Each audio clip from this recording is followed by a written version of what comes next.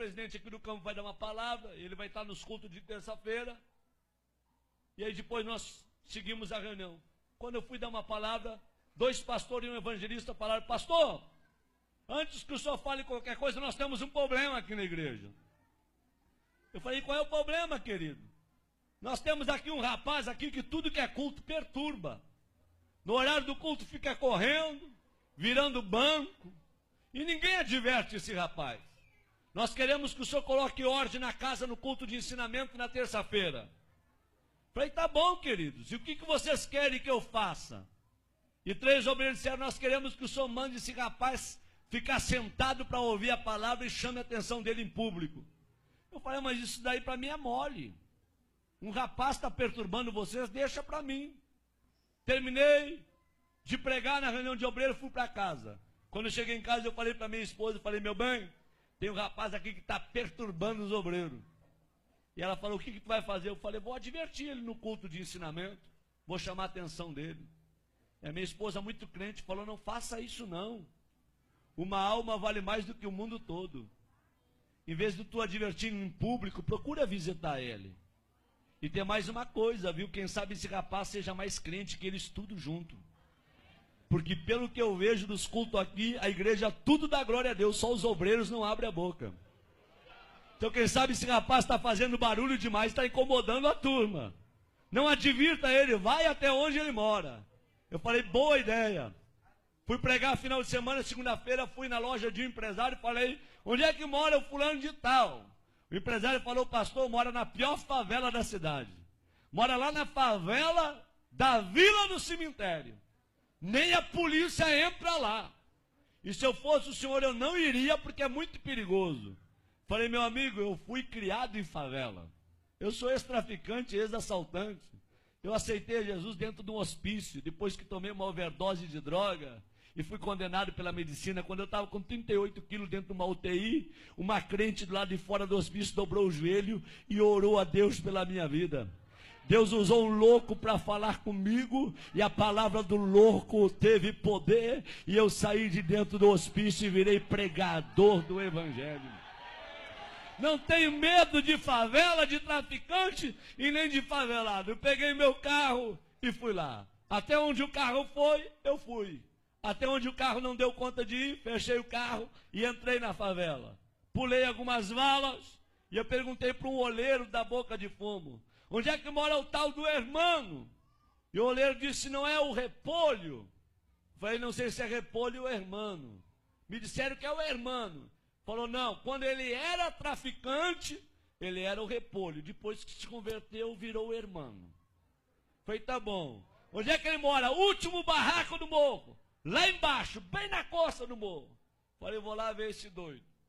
Quando eu cheguei lá, tentei abrir a porteira com arame e machuquei os meus dedos. Não consegui abrir a porteira, que era atada com arame, uma porteira de tela.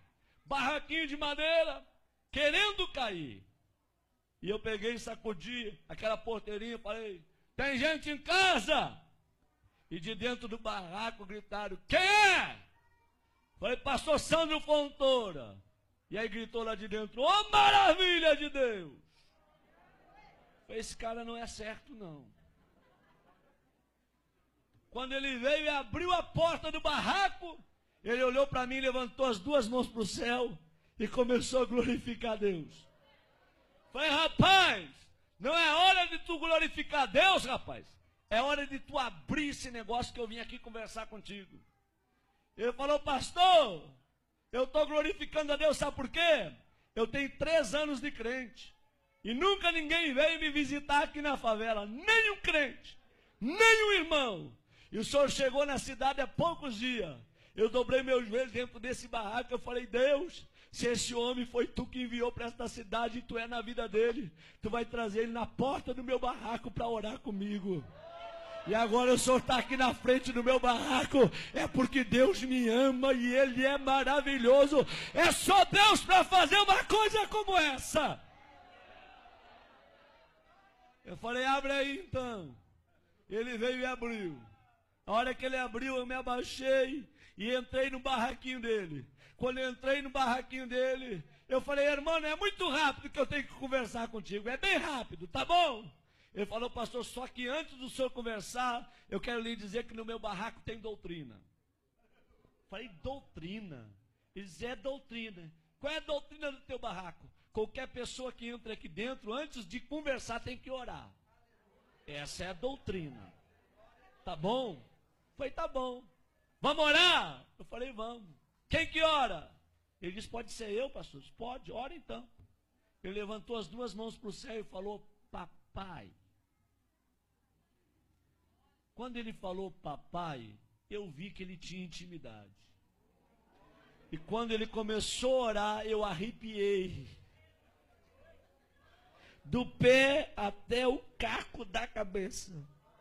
E o Espírito Santo veio na minha orelha e falou, ei, abre o teu olho com que tu vai conversar com o irmão, tá? Porque em 3 anos ninguém visitou ele. Mas eu moro com o irmão 24 horas. Eu sou apaixonado pelo irmão. E o irmão é apaixonado por mim. Eu senti Deus no local. Quando ele abriu os olhos, em lágrimas ele me falou, posso lhe mostrar o meu barraquinho? É uma peça e o banheiro dividido com essa cortina. Eu falei, pode. Ele falou, aqui está o fogão a lenha, porque eu não tenho fogão a gás, mas a chapa está brilhando. Puxou a cortina, aqui está minha cama, meu criado mudo. É o tudo que eu tenho. Vem no meu banheirinho. Quando cheguei no banheirinho dele, uma janela de madeira de correio, eu puxei a janela. Fiquei olhando o precipício lá embaixo. Quando eu olhei para os meus pés, um buraco entre a madeira, e eu vi que a madeira estava sobre o precipício. Falei, irmão, se quebrar essa madeira eu caio de espinhadeira abaixo. Ele falou, cai, pastor. Eu pulei fora. Falei, tu tá doido? Se o prego aqui quebra a madeira, tu desce de espinhadeira abaixo. Ele falou, é, pastor. Pastor, antes de eu ser crente, eu era que nem o senhor, eu tinha medo da morte. Mas depois que eu me converti, eu não tenho medo de mais nada. Aqui na favela sopra vento, destelha a casa, meu barraquinho está torto, mas nunca caiu. Porque os que confiam no Senhor são como os montes de Sião. Não se abalam, mas permanecem para sempre. Eu falei, tá bom, vamos conversar. Ele falou, pastor, antes de conversar, um testemunho posso? Falei, rápido, fala rápido. Eles dão licença. Abriu a camisa, 3 buracos no peito. Falei, o que foi isso? Troca de tiro com bandido. Levei 3 tiros de 38 na caixa do corpo. E eu não morri, sabe por quê, pastor? Deus tinha um plano com a minha vida. Pastor, olha esse risco no meu rosto. A polícia me levou para o valão do Tega. Deu rajada de metralhadora para acabar com a minha vida. Uma bala riscou meu rosto. E eu não morri, pastor. Porque Deus tinha um plano com a minha vida. Pastor, está vendo esse buraco do lado, do outro lado, no braço? Um homem me atravessou com espeto de fazer churrasco de um lado ao outro do corpo. E eu não morri, porque Deus tinha um plano com a minha vida. Pastor, 26 anos fui condenado de cadeia. Tá bom? Por assalto a banco, por tráfico de droga. Quando eu estava no fundo da cadeia, com 3 anos de detenção, Deus foi e deu um sonho para um servente de pedreiro. E esse servente de pedreiro ouviu a voz de Deus. Deus deu o número da cela, deu o meu nome e aonde eu estava preso. Esse homem foi lá, falou com o diretor do presídio que tinha 5 minutos para entregar uma mensagem para um detento. O diretor liberou, ele gritou no corredor da cela, irmão, eu gritei lá no fundo, tô aqui. Ele parou na frente da cela e disse, nessa noite Deus me visitou. Deus me deu o teu nome, o número da cela, e Deus mandou te dizer que tu não vai pagar 26 anos de cadeia, porque Deus está precisando de alguém lá dentro da igreja dele, só para dar glória a Deus e aleluia, porque o povo que está lá não quer mais abrir a boca para dar glória a Deus, e Deus vai te arrancar daqui só para tu perturbar lá, tá bom? E eu falei, se Deus me tirar daqui, eu vou morrer dentro da igreja, glorificando e adorando ao nome dele. Quantos aqui acreditam que Deus fala? Digam glória a Deus. Deus foi lá na fronteira com a Argentina, tirou o juiz da cidade e trouxe um juiz, doutor Edson, para a cidade. E o doutor Edson, crente, quando ele vai revisar o processo daqueles que estão presos, ele vê o nome do irmão. E o Espírito Santo vem na orelha do doutor Edson e manda soltar o irmão. E ele chama o irmão e diz: ei, amigo, Deus mandou te tirar do presídio, só com uma condição, para tu morrer dentro da igreja glorificando a Deus. O dia que tu desviar, eu mando te prender. E o irmão falou: pastor, o senhor acha que eu vou desviar?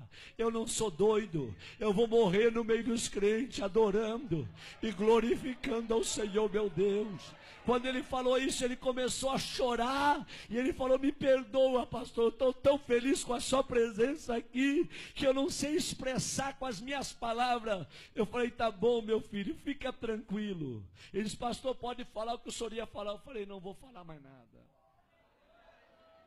Eu vim para falar, mas não vou falar mais nada não. Ele disse: fala, pastor. Eu falei: não vou falar não. Eu quero ir embora daqui. Quando eu fui sair na porta, ele me pegou pelo braço e falou: pastor, volta aqui. Eu falei: o que tu quer, rapaz? Na minha casa tem doutrina. Ora quando entra e antes de sair também tem que orar. Vamos orar? Eu falei: vamos. Eles: posso orar abraçado com o Senhor? Eu falei: pode, abraça em mim.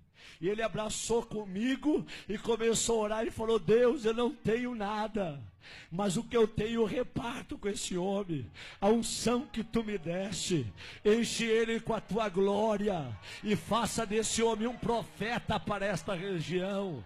Enquanto ele orava, eu tremia e chorava. Nós não oramos menos de uma hora abraçado. O suor corria na minha perna e a roupa colada no meu corpo. Quando eu saí do barraquinho do irmão, eu fui até o meu carro falando em línguas estranhas. Quando eu entrei dentro do meu carro, eu fui até a minha casa falando línguas estranhas. Quando eu cheguei na minha casa, minha esposa falou: o que aconteceu contigo?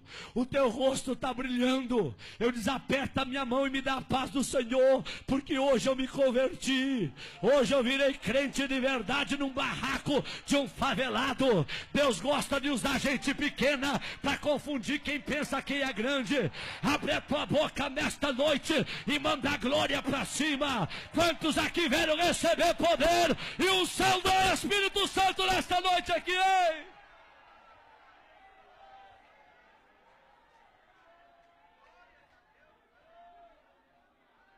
Quando foi terça-feira, eu fui dar um ensinamento no Templo Central.